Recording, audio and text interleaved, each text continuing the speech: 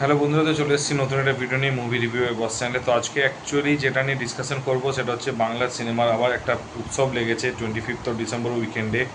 5টা মুভির রিলিজ হবে, যার মধ্যে দেবের আছে প্রজাপতি 2, এসবিএফের আছে আমি আমার মতো, জিতু কমলের সাথে, এবং তার সাথে হচ্ছে উইন্ডোজের আছে হচ্ছে ভানুপ্রিয়া ভূতের হোটেল। তো আরও দুখানা মুভি বেরোচ্ছে। তো আমি জানি না মানে কী প্ল্যান নিয়ে বেরোচ্ছে দুর্গাপুজোতে হচ্ছে। মানে এদিকে হচ্ছে সারাদিন সব সময় বলবে যে হচ্ছে বাংলা সিনেমা কেউ সাথ দেয় না, বাংলা সিনেমাকে কেউ সাপোর্ট করে না। এদিকে হচ্ছে যে মানে কি বলবো, এই যে একদিকে এটা চলছে, একদিকে হচ্ছে একসাথে তোমরা এরকম করে 3টে করে মুভি বের করছো, এবং 3টে এবং আরও 2টো রিলিজ হবে, 5টা মুভি বের করছো। তো সিনেমা হলের জন্য কটা মাত্র সিঙ্গেল স্ক্রিন, কটা মাত্র হচ্ছে মাল্টিপ্লেক্সে শো রয়েছে, সেগুলো নিয়ে মারপিট করবে।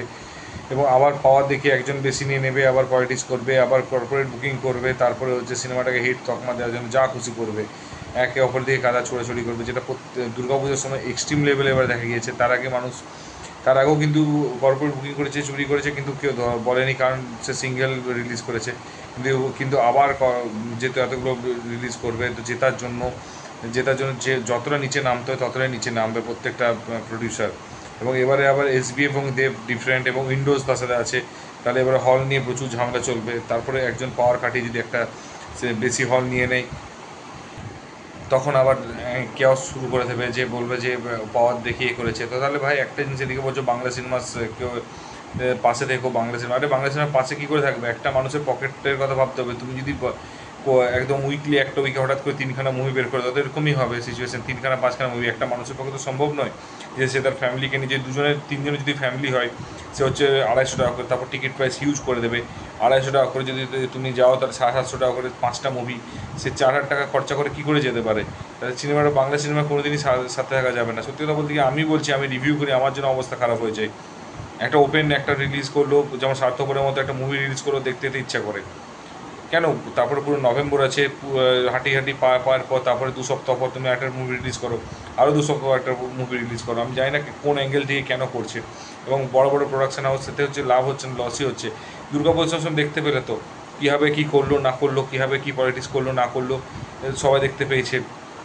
কেউ বলছে লোক ভর্তি, বাসে করে লোক এনে হল ভর্তি করছে, কেউ বলছে টিকিট দিচ্ছে না, জোর করে ফোর্সফুলি করে ওই অন্য movie ticket release movie ticket sell করছে। কেউ বলছে যে কর্পোরেট বুকিং করছে, ওপেন হলে গিয়ে দেখছে যে হলের যারা দেখতে পাচ্ছে পুরোটা হল ভর্তি, হলে গিয়ে দেখছে মাত্র 5জন লোক আছে। বাই ওয়ান গেট ওয়ান দিচ্ছে, সাবস্ক্রিপশন ফ্রি দিচ্ছে। এবং এক্ষেত্রে আরও বেশি নোংরামি হবে। তার কারণটা হচ্ছে এখানে যে এসবিএফ দেব দুটো আলাদাভাবে কাজ করছে, তার ডিফারেন্ট আরও বেশি নোংরামি। এখানে 3খানা তো মিনিমাম নোংরামি কাজ চলবে। তারপরে হচ্ছে বক্স অফিসে, আগে বরাবরই বলেছিলাম যে বছর 2-3 আগে জলে হচ্ছে মানে দুধে জল মেশাতো, এখন হচ্ছে জলে দুধ মেশাচ্ছে। তো এই লেভেলে হচ্ছে ফেক বক্স অফিস দিচ্ছে, এবং 2 কোটি সিনেমাকে 20 কোটি 25 কোটি, যেখানে বাংলা সিনেমা এত সিঙ্গেল স্ক্রিন নেই, এত সিঙ্গেল স্ক্রিনের প্রাইস নেই। এর ফলে কী হচ্ছে, কিছুই না, সিঙ্গেল স্ক্রিনগুলো লোকেশন দেখতে পাচ্ছে বন্ধ হয়ে যাচ্ছে। এবং মানুষের হচ্ছে মানে বোকা আর কিছু কিছু ফ্যানরা আছে, সে জিৎ ফ্যান হোক, জিৎ ফ্যান দেব ফ্যানদেরকে নোংরামি করছে। দেব ফ্যানরা হচ্ছে জিৎ ফ্যানকে এবং অন্যান্য ফ্যানের হচ্ছে সাপোর্টে কথা বলছে না, তারা হচ্ছে উল্টোপাল্টা কথা বলে যাচ্ছে। এক অবস্থাতে উইন্ডোজ ফ্যানরা হচ্ছে তা আবার দেবের ফ্যানের বিরুদ্ধে কথা বলে যাচ্ছে। তো এইভাবে চলছে। এবং এক্ষেত্রে আবার এসবিএফের কিছু ফ্যানরা আছে, তারা হচ্ছে কিছু বলে যাবে। এবং বড় বড় প্রডিউসাররা ভুল ভাল ইনফরমেশান দিয়ে যাচ্ছে, ভুল ভাল তাদের মানুষের মধ্যে কনফিউশন ক্রিয়েট করছে। আমি জানি না কোন কেন পাচ্ছে, কী পাচ্ছে জানি না। ইভেন এই যে আজকে ফ্লেক্স কালেকশনে গতকাল রেজাল্ট দিয়েছে, তুমি দেখতে পাচ্ছ যত কাণ্ড, কলকাতাতে কী অবস্থা দেখো। 8 লাখ ইনকাম করছে, সেখানে বাকিগুলো হচ্ছে 3.5 লাখ হচ্ছে রঘু ডাকাত। হচ্ছে কত বেশি হল নিয়ে বসে আছে, শো নিয়ে বসে আছে। হচ্ছে হচ্ছে ওর হচ্ছে 2 লাখ টাকা, 2.5 লাখ টাকা ইনকাম করেছে হচ্ছে রক্তবীজ 2। এবং দেবী চৌধুরী তো বলারই নেই, 1.5 লাখ টাকা ইনকাম করেছে একটা উইকে।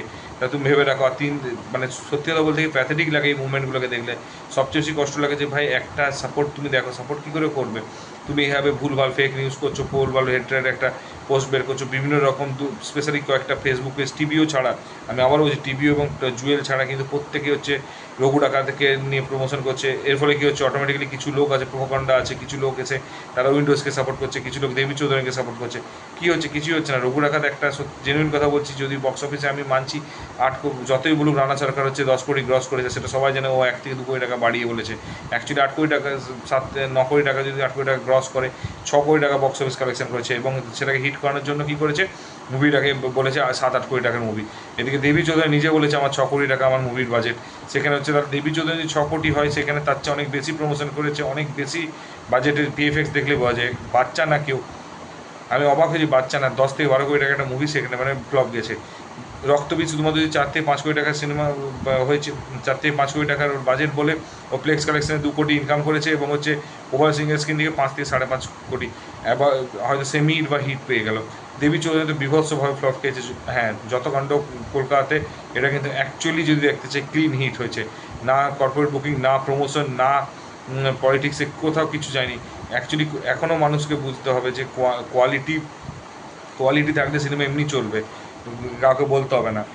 এবং এবং সত্যি কথা বলতে, এই যে স্বার্থপরে এত সুন্দর মুভি বের করেছে, এই যে 3 দিনে মাত্র 7 লাখ টাকা ইনকাম, মানে মাত্র না সরি, ফ্লেক্সে হচ্ছে 7 লাখ টাকা দেখিয়েছে।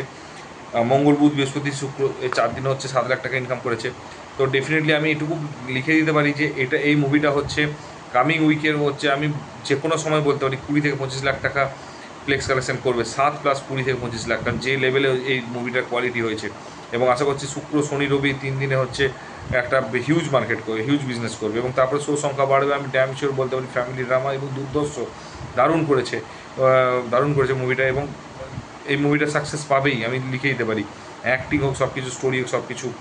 এবং একটা জিনিস সত্যি কথা বলতে কি, কৌশিক সেন একটা কথা বলেছে যে সাকসেস পার্টি, আরে সাকসেস পার্টি মানে কিন্তু এটা নয় যে সাকসেস পাচ্ছে, সেটা অ্যাকচুয়ালি সত্যি কথা বলতে কি লোক দেখাওয়া করছে সাকসেস হয়েছে, কিন্তু আদৌ কিন্তু মুভিটা কিন্তু বেসিক্যালি সাকসেস হয়নি। এটা কিন্তু বাংলা ইন্ডাস্ট্রির জন্য আরও খারাপ। আমি এর আগে 2-3টে ভিডিওতে বলেছি যেভাবে মানুষ হচ্ছে ভুলভাল কাজ করে যাচ্ছে, ভুলভাল পলিটিক্স করে যাচ্ছে, ভুলভালভাবে হচ্ছে বক্স অফিস দিচ্ছে, ফেক বক্স অফিস দিচ্ছে। কিছুই না, খুব কামিং ডেজে মুভিগুলো হচ্ছে যখন প্রত্যেকটাই মার খাবে, প্রত্যেকটাই হচ্ছে ফ্লপ যাবে, তখন মানুষ রিয়েলাইজ করবে যে বাংলা ইন্ডাস্ট্রি যখন নিচের দিকে যাচ্ছে কন্টিনিউয়াসলি, তখন যখন শেষ হয়ে যাবে তখন বুঝতে পারবে কত বড় বড় হচ্ছে অ্যাক্টাররা হচ্ছে। সত্যি কথা বলতে তুমি ভেবে দেখো, কত বড় বড় অ্যাক্ট্রেসরা যারা কমার্শিয়াল অ্যাক্ট্রেস ছিল, তারা মুভি কোথায়, তারা মুভি পাচ্ছে না, তারা অ্যাড করে বেড়াচ্ছে। এগুলো বুঝতে হবে। তো এরপরও যদি মানুষ না বুঝতে পারে, তাহলে সত্যি কথা বলতে মানুষকে বোঝানো যাবে না। আর তার মধ্যেই হচ্ছে একটা গুড নিউজ হচ্ছে, 25 অক্টোবর হচ্ছে কেউ বলে ডাকাত, কেউ বলে বিপ্লবী, অনন্ত সিংয়ের যে বায়োপিকটা জিতদা শুরু করেছে, অরিত্রদা হচ্ছে তার স্টোরি রাইটার, এবং হচ্ছে মানে স্টার্ট করে দিয়েছে অলরেডি, শুভ মুহূর্ত হয়ে গিয়েছে। আর আমি জেনুইন কথা বলছি, যাতে যতই যে হেট হোক, এটা জাস্ট একটা ইনফরমেশান ছিল, ছোট্ট একটা গুড নিউজ একটা। আর মানে সেম জিনিসটা হচ্ছে কথা ছড়েছিল, তো সমস্ত কিছু হচ্ছে আবার 25 ডিসেম্বরে দেখা যাবে। আবার হচ্ছে যেমন খাদানের সময় করেছিল, 1.5 কোটি টাকা ইনকাম করবে, বলে দেবে 15 কোটি টাকা, যেটা পসিবল নয়।